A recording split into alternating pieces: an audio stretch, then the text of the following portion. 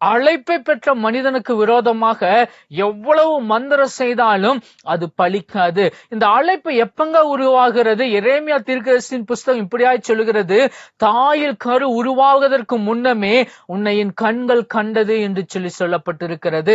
யோபுடைய வாழ்க்கையை நீங்க எடுத்து வாசித்து பார்ப்பீர்கள் என்று சொன்னால், யோபு இடத்துல கர்த்தர் இப்படியாய் கேள்வி கேட்கிறார், பூமி உண்டாக்கும் பொழுது, பூமி அஸ்திவாரப்படுத்தும் பொழுது நீ எங்கே இருந்தாய் என்று சொல்லி கர்த்தர் கேள்வியை கேட்கிறதாக நம்ம வேதத்துல வாசிக்கிறோம். அப்போ அந்த அழைப்பு என்பது தாயில் கரு உருவாவதற்கு முன்பாகவே உருவாகிறது.